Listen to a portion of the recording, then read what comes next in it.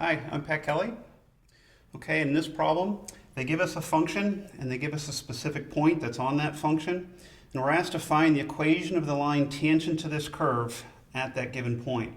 So what I want you to imagine is if you were to graph this, we don't have to graph it, but you have to realize this function does have a graph, and if we then went to this point and drew the tangent line, our job is to find just the equation of that tangent line. I'm trying to explain that because sometimes this situation gets muddied for students in terms of what they're actually asked to find. We're just asked to find the equation of that straight line.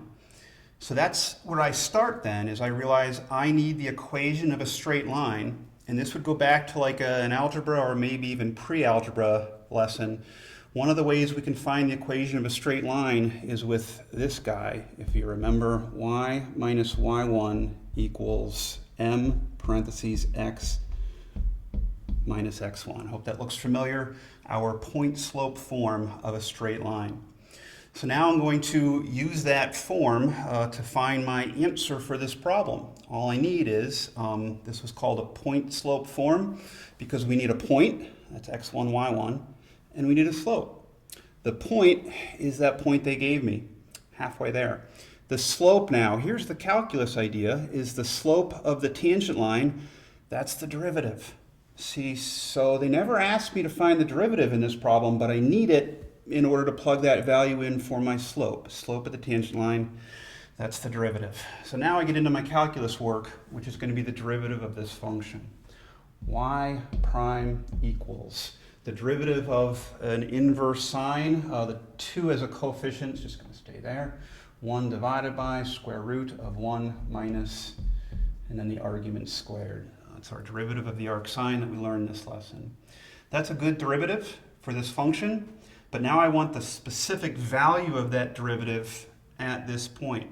So I'm going to take this y prime expression and evaluate it at 1/2, x value of 1/2 from that point.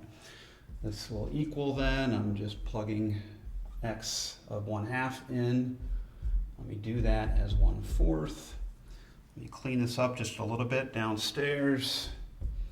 2 divided by square root. 1 minus 1/4, that would be 3/4. And I'll clean it up just a little bit more by separating the fraction inside the radical.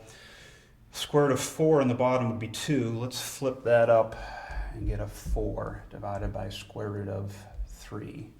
That's my y prime of 1/2. Okay. Quick comment here is, as I've written that, that denominator is irrational. Sometimes we're supposed to rationalize the denominator.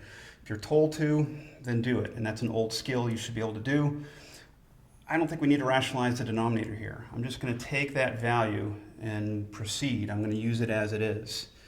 Now, in order to proceed, I have to realize I did this work because that is my slope. The slope of the tangent line is the derivative. This 4 over the square root of 3 is my slope, which I'm now going to put into that equation.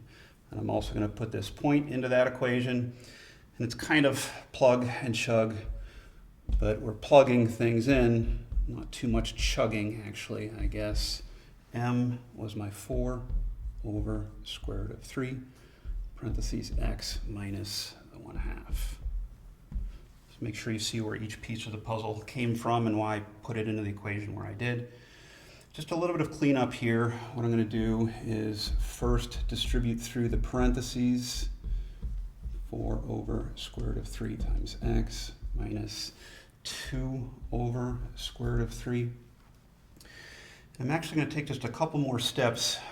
One step I'd really want you to do is to solve for y, get y all alone. That's just going to take the pi over 3 and add it to the other side, so it's not hard to do. I'll explain why I'd want you to do it in a minute. So I like that answer better than the step above, but I'm even going to push you one more step, and it's not a hard step. Y equals 4 over square root of 3x. And what I'm going to do is take these two constant terms and put them together.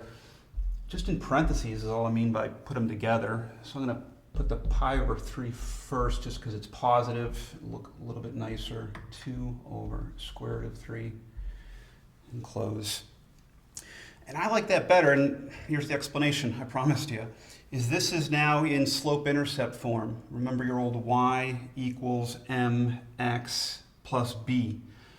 I know it's an ugly looking b, but that's your intercept if we were to have to graph this straight line.